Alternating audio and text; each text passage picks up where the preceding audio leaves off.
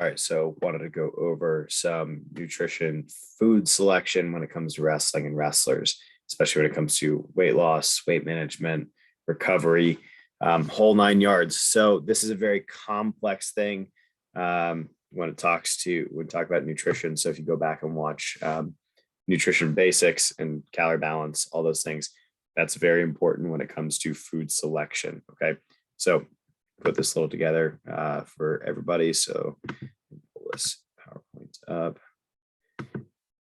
screen. Okay, so when we look at nutrition and food selection, okay, this is where a lot of people have a hard time. This is the one thing everybody likes to focus on. Realistically, we want our food selection to fit within our calorie balance and within what we do on a daily basis for our nutrition. So when we look at our macronutrients, I'm going to move my thing over here to the side. So carbohydrates, they break down into two different two different categories. Okay, so we talked about carbs breaking down into blood glucose and having an impact being stored as glycogen. Okay, so when we look at carbs, we have complex carbs and simple carbs. Okay, so this is the one thing we need to understand about this. There's a thing called the glycemic index. It's basically the ranking of food and the amount of insulin that it produces or causes to be excreted. That way we get a bigger sense of how much glycogen is going to be produced from it, which is huge.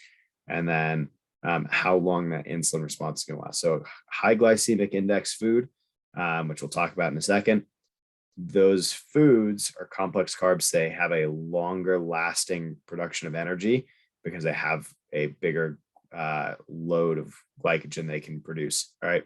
Simple carbs, shorter insulin response. So it means your insulin's not hanging around as long. Now, if we looked at energy systems, we need that glycogen, which will get basically pulled back in to be blood sugar. That's how it ends up, like the full pathway. But when we look at glycogen, we want to make sure that insulin's not in the bloodstream to then put blood sugar back into muscle cells. Because when we exercise and use that anaerobic system, what happens is that glycogen gets pulled back out as blood sugar. So when we look at complex carbs, insulin hangs around for a little bit and tries to pack that into muscle and liver. Simple carbs, the low glycemic index, means insulin's not hanging around as long to do that. All right. Fats, when we look at fats, there's two different categories. And if you look at them on a food label, you'll see saturated fat and trans fat. Those have a really, really long breakdown time because they're very hard to break down. All right. And saturated fats can be really, really tricky because some things will say, or you would think that they'd fit into an unsaturated fat category, but because of how they're processed, they actually become saturated fats. All right. We'll talk about it with like nut butters and whatnot. Okay. So saturated fats and trans fats have a really long breakdown time and they're not very good for energy. Okay. Unsaturated fat breaks down a little bit quicker and they supply like long duration energy. All right. So that's the really big thing with that. Obviously, we use carbs first for energy, especially in wrestling.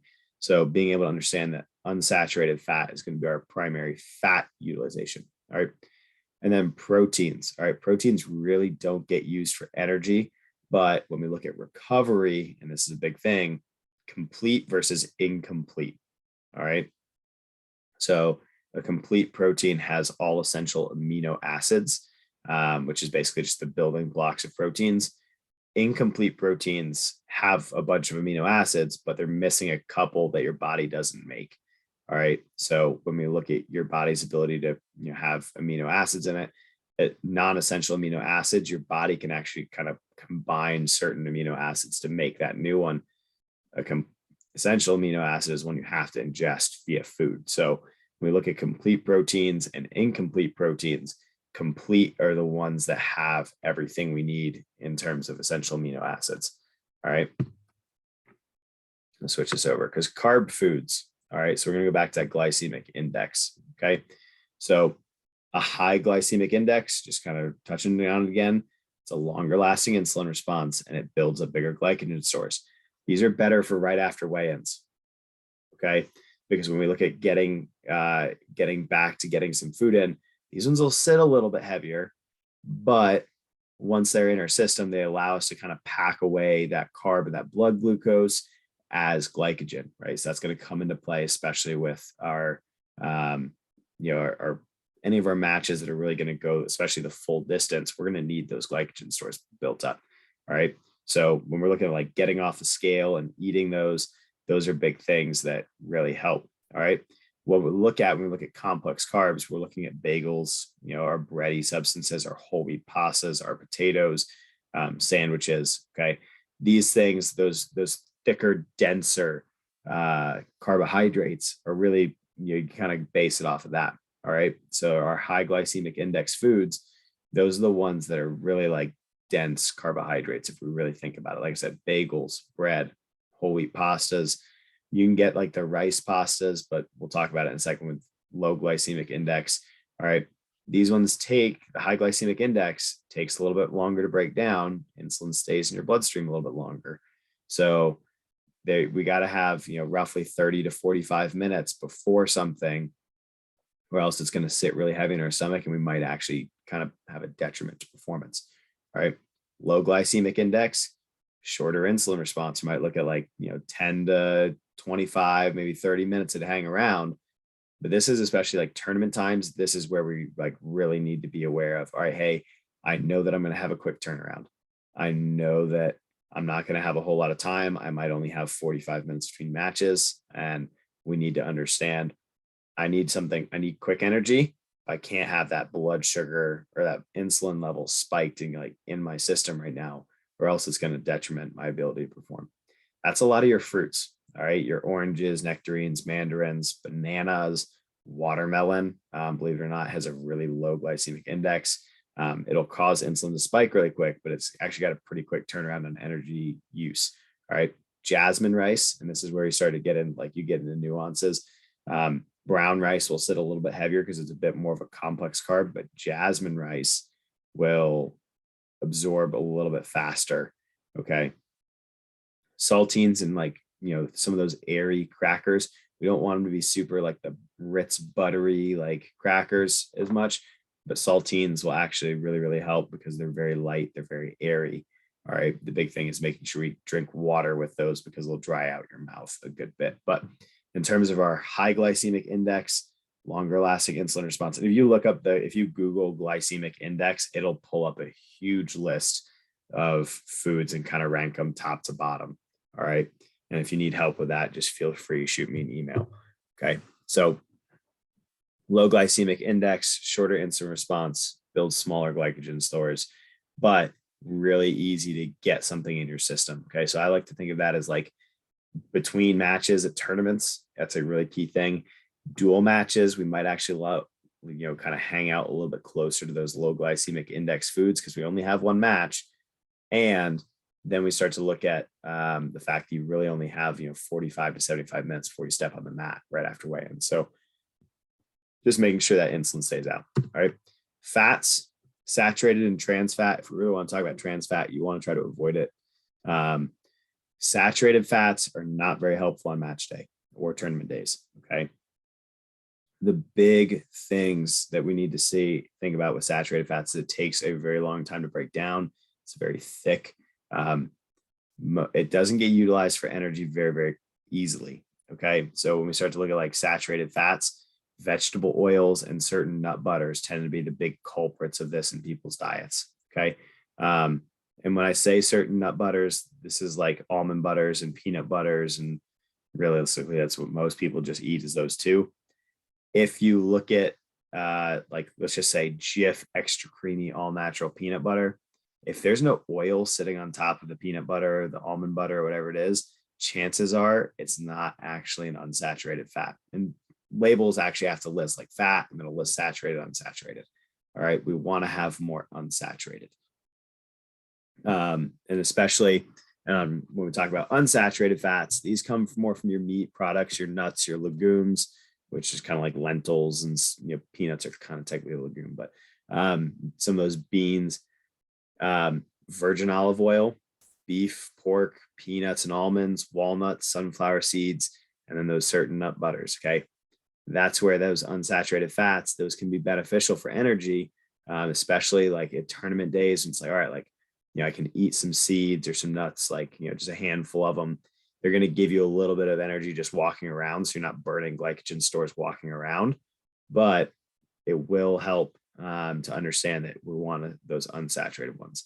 If you're not certain that something like olive oil is a big culprit of it, to really see if it's an unsaturated fat, put it in the fridge. If it hardens up like within an hour or two, chances are that's an unsaturated, like that's going to be an unsaturated fat. All right. You'll see it with, companies that will say it's virgin olive oil, but they've mixed it with something else. You put it in the fridge and it won't harden to like a white substance. All right.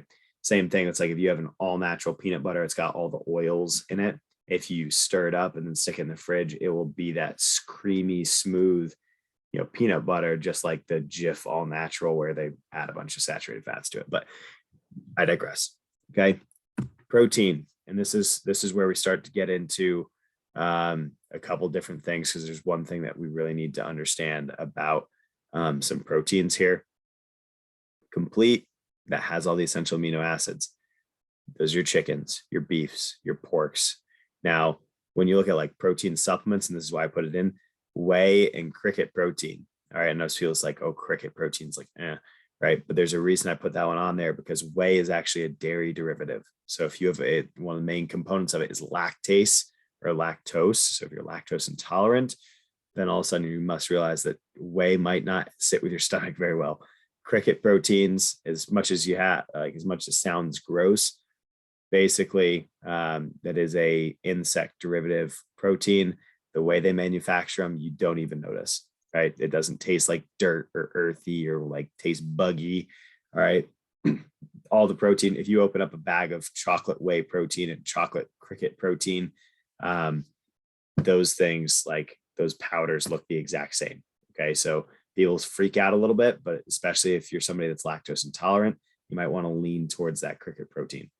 All right. And there's a couple other, you can Google complete proteins, and there's a couple other options out there, but those two are the most common. All right. Incomplete proteins, we're missing one or more essential amino acids. Beans, lentils, most vegetables, right? It's like vegetables aren't really great protein source. All right. And I know for, when we look at like the beans, if we were to go back to fats there, if we actually look at like peanut butters, hate to say it, but peanut butters, almond butters are actually a fat source more than they are a protein source, because the amount of calories that come from fat is far higher than the amount of calories that comes from peanut butter or from those substances. So when we actually look at those, being aware that, certain things aren't as much protein as we really think or want them to be. And then also understanding that, your meat products tend to have a little bit more protein to them. All right. Now I did put in here these casein and vegan proteins, because if you're supplementing protein to get a little extra in your diet, when we look at casein, casein is an incomplete protein, and most vegan proteins are incomplete. So just making sure that, you understand with some of those, there's certain compounds they might not have. And if you're really like wondering, take a picture of the label, send me an email with it, and I can help you kind of look through and kind of give you just some, general recommendations as to what might help to add on top of that. All right. So when we look at planning for matches and making weight, because we talked about calorie balance and carbs, we need to have those carbs to fuel matches and practices. All right. The one thing we need to be aware of is that carbs hold on to water. It's carbohydrate, right? It's a really simple way to say, hey, carbs hold on to water. All right. Now, when we look at that, there's a really quick, and we'll talk about like, gaming the system to make sure you make weight. That way you're not like, really drowning yourself in trying to like, lose water weight or whatnot. All right. If we plan for making weight at match day, all right, carbohydrates hold on to water. We need to have those glycogen stores, but we also need to make sure that if we're going to lose weight or we're going to try to make a weight class and not have any issues there, carbs are going to hold on to water, and you'll hold on to that water weight. Okay.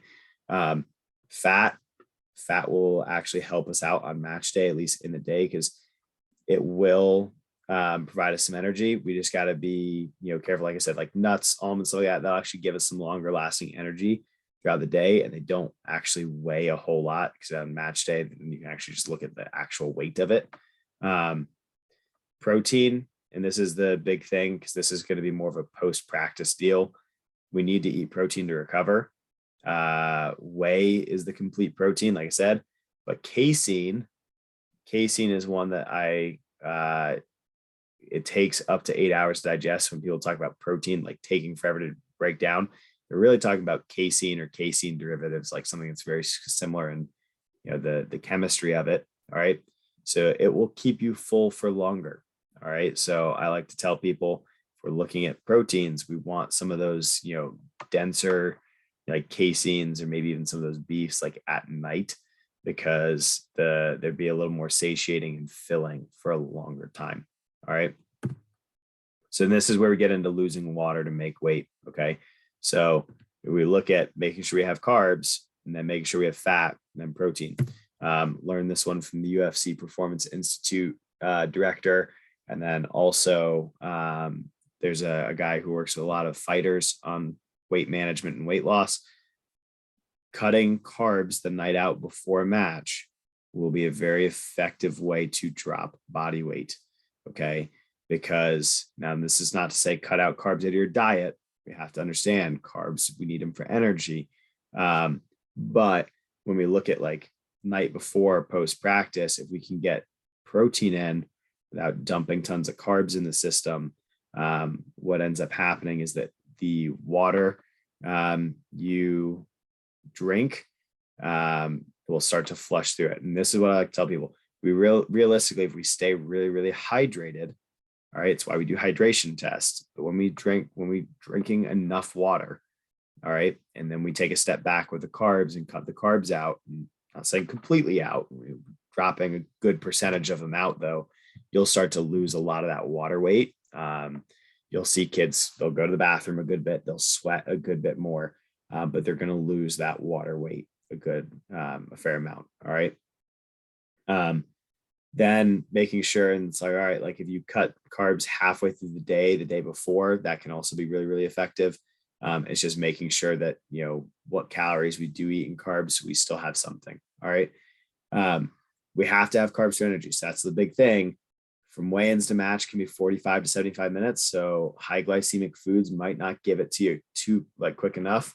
So on tournament days, we're going to want some of those carbs back in, especially when we talk about staying hydrated for matches then, and maintaining hydration throughout the day. We're going to need some of those carbs back in our system, and some salts back in our system. Okay. It's like basically half strength Gatorade, or they used to make Gatorade Rain was actually really good for this.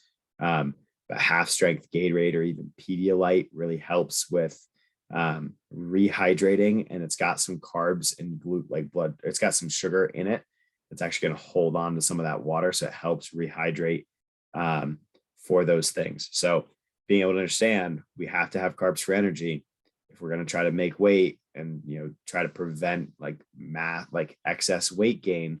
All right. We need to be able to manage how much carbs we're taking in, and then the water intake. So that's kind of how they lose water, losing water to make weight without completely destroying your energy. Because if you're running all the time to make weight, all of a sudden you'll see there's a huge drastic thing.